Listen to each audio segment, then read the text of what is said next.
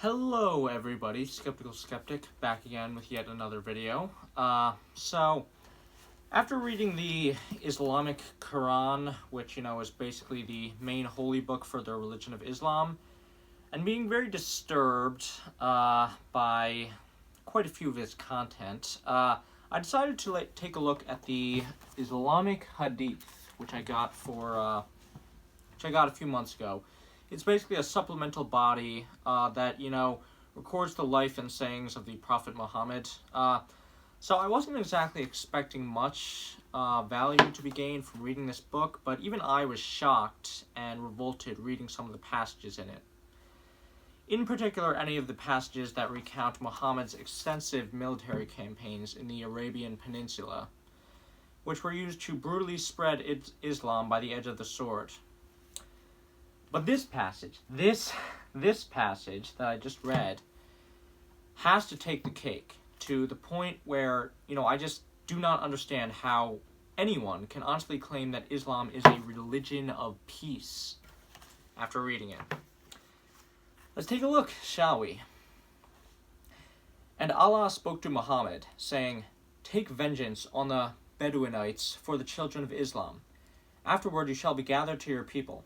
So Muhammad spoke to his people, saying, "Arm some of yourselves for war, and let them go out against the Bedouinites to take vengeance for the Lord on Bedouin. 1,000 from each regiment, from all of the Confederacy of Islam, you shall send to the war." So there were recruited from the divisions of the army 1,000 from each regiment, 12,000 armed for war.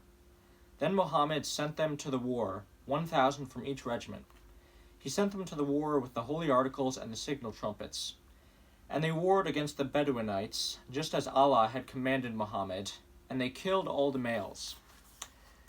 They killed the kings of Bedouin with the rest of those who were killed, all 5 of them. And the children of Islam took the women of Bedouin captive, with their little ones, and took as spoil all of the cattle, all of the flocks, and all of their goods. They also burnt with fire all of the cities where they dwelt, and all their forts. And they took all the spoil and booty of man and beast. Then they took the captives, the booty, and the spoil to Muhammad, and to the congregation of the children of Islam at the camp. And Muhammad and all the leaders of the army went to meet them outside the camp. But Muhammad was angry with the captains over thousands and captains over hundreds, who had come back from the battle. And Muhammad said to them, "Have you kept all the women alive? Look, these women caused the children of Islam to trespass against the Lord, and so there was a plague among the congregation. Now therefore, kill every male among the little ones, and kill every woman who has known a man intimately. But keep alive for yourselves all the young girls who have not known a man intimately." The booty remaining from the plunder, which the men of war had taken, was 675,000 sheep, 72,000 cattle, 61,000 donkeys, and 32,000 people in all, of women who had not known a man intimately, of which Allah's tribute was 32 people.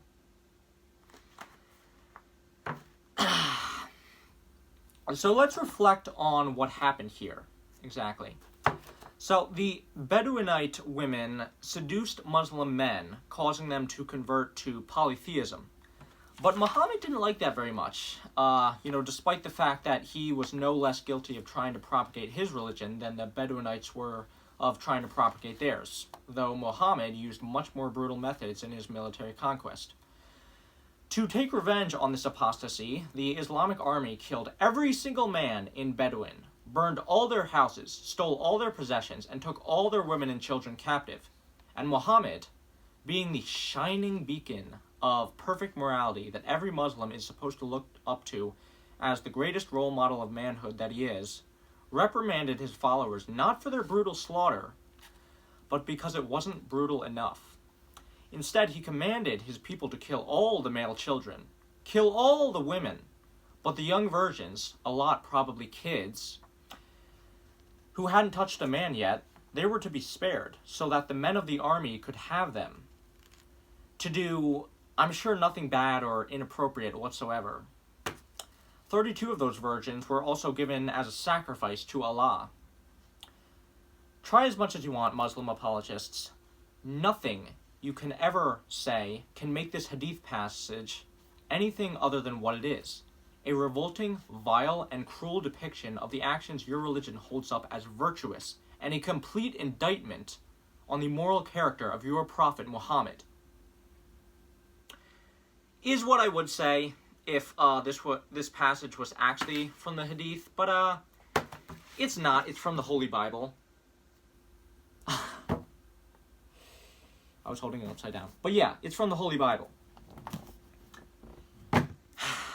That's right, the Book of Numbers, chapter 31. You can look it up.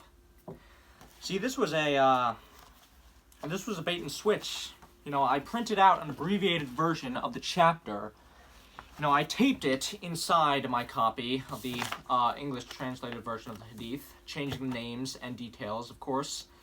And see, it wasn't actually the Prophet Muhammad commanding the children of Islam to slaughter the Bedouinites under the command of Allah. It was the Prophet Moses commanding the children of Israel to slaughter the Midianites under the command of Yahweh. There's a lot of talk about how Muslims holding up the figure Muhammad as the most virtuous man to ever live can create major problems when Muhammad was involved with so much war and military conquest. You know, and while I'm not particularly well versed in the history of the conquests in the name of Islam, I can certainly imagine that the figure Muhammad did and commanded a lot of screwed up and violent things in the name of spreading his religion.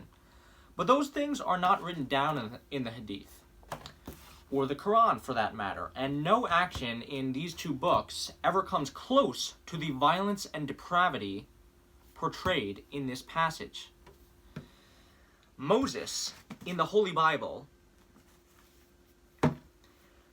and all throughout mainstream Christianity, is held up as a virtuous hero, leading God's people into the promised land, a true role model to be followed by Christians. But in reality, he is responsible on God's behalf for mass slaughter and mass child rape.